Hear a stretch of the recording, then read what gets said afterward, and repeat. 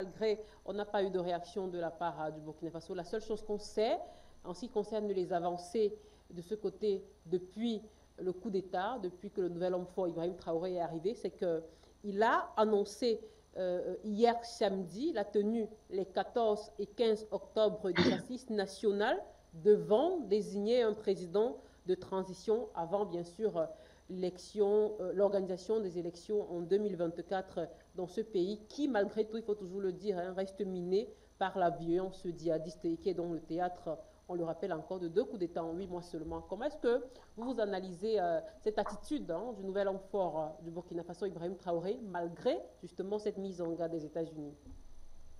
Bon, déjà, quand les États-Unis font des coups de pression, parce que là on parle de coups de pression, c'est encore une fois la méthode western, on se souvient que récemment, des députés américains ont demandé à ce que l'Algérie soit sanctionnée parce qu'elle achetait des armes aux Russes.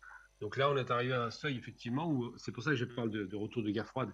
Les guerres par proxy, les pressions, les tentatives d'intimidation ou d'achat des États, parce que ça passe aussi par le porte-monnaie, sont monnaie courante. Alors pour ce qui concerne le Burkina, effectivement, ils ont démis de ces fonctions en homme qui semblaient trop mous par rapport à la question française.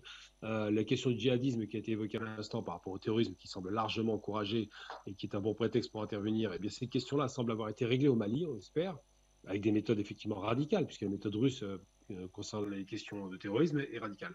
Par contre, vous avez évoqué Wagner, moi ça me fait toujours rigoler, ils auraient pu l'appeler Hitler, ça aurait été beaucoup plus simple. C'est quand même très ridicule, plutôt que de l'appeler Pushkin Wagner, qu'un groupe qui serait un groupe paramilitaire, un petit peu à l'image de Blackwater aux États-Unis, un groupe privé donc, viendrait intervenir dans un pays africain à la demande d'un pays africain. On parle du Mali, certainement du Burkina, alors que les Russes ont quand même une armée conventionnelle, classique, d'État, avec des coopérants militaires qu'ils ont toujours utilisés en Amérique du Sud, en Afrique et au Moyen-Orient, et qui sont là pour former effectivement les militaires maliens. Donc je ne vois pas l'intérêt de parler de groupes paramilitaires quand l'État russe, effectivement, participe directement et de façon claire à ce soutien puisqu'il a été demandé. Et effectivement, par rapport à ça, la proposition de transition démocratique, c'est un peu l'espèce de sacerdoce, enfin pas de sacerdoce, c'est un petit peu une sorte de marronnier comme ça, des pays un peu trop sauvages pour se diriger, à qui il faudrait imposer un modèle qui est le seul valable au monde d'ailleurs, la démocratie. On a évoqué tout à l'heure la démocratie européenne qui interdit au peuple de se prononcer sur le fait d'aller ou pas en guerre ou de sanctionner un pays. Là, il n'y a pas de démocratie. Par contre, on demande aux Africains de faire des votes pour faire cette espèce de mascarade démocratique et pour donner le sentiment que parce qu'ils sont démocrates, ils seront donc mieux gérés, mieux développés. Ça fait très longtemps que depuis ces fameuses assises de la Baule voulues par Mitterrand, que la démocratie a été imposée à pas mal de dirigeants africains, du moins ce vernis démocratique, et que ça n'a pas donné grand-chose en termes de développement. Et là où il y a vraiment un tremblement de terre idéologique, c'est que un pays a démontré que la démocratie n'était pas nécessaire pour le développement. C'est la Chine. La Chine n'est pas du tout démocratique et pour autant, c'est devenu la première puissance économique. Donc la démocratie ne veut pas dire le développement, la stabilité, la sécurité ou les droits humains ou simplement les droits individuels. La démocratie, c'est une sorte de rêve comme ça un petit peu délirant qu'on nous met en avant et qu'on veut nous imposer. Alors on a imposé la démocratie par les bombes en Irak et en Libye, on voit le résultat. Et on voudrait, dans les pays d'Afrique de l'Ouest, faire en sorte que la démocratie soit concomitante avec un amour illimité de la France. Et c'est pour ça d'ailleurs qu'ils sont inquiets, parce que quand il y a un coup d'État comme ça, un petit peu comme l'ont fait ces militaires, que ce soit Assimi Goïta, Touadéra et autres, lorsqu'ils arrivent au pouvoir et que ce sont des militaires qui arrivent au pouvoir, en particulier actuellement en Burkina, ça rappelle un peu la grande époque de Sankara qui était aussi un militaire. Ce pas des gens qui ne sont pas forcément hyper favorables à la démocratie parce que c'est un luxe qu'on peut se payer que quand on a de la stabilité et de la sécurité.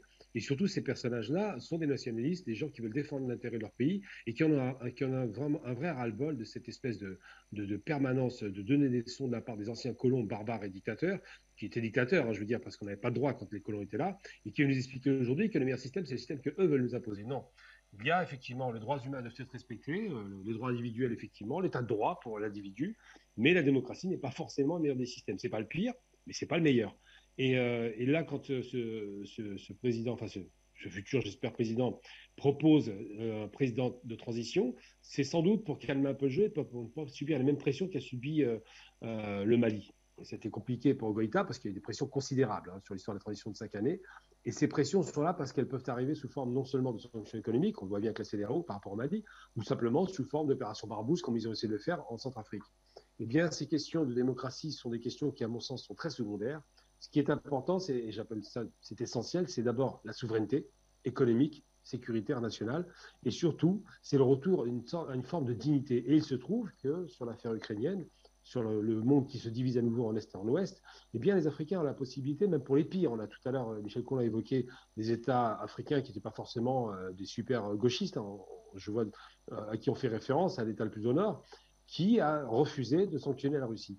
Et là, les coups de pression états-uniens qui consistent à pousser les dirigeants à choisir soit, en gros, le camp du bien, les États-Unis, l'Occident, ou le camp du mal, la Russie, eh bien, ça ne fonctionne plus.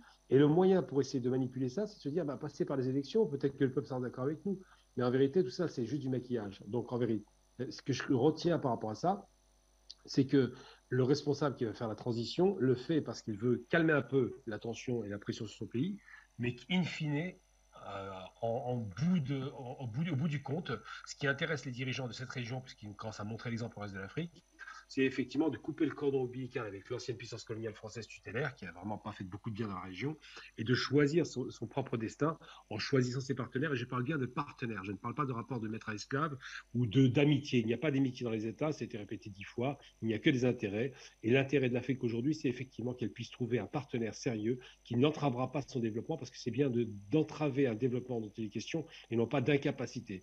On a souvent donné le sentiment que les Africains étaient incapables de faire. Non, on les empêchait de faire, c'est pas pareil. Et donc là, il y a effectivement un tournant important qui va être négocié, j'espère.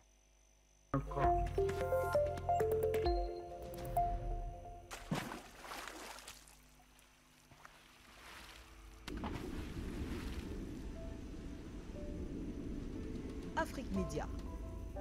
Le monde, c'est nous.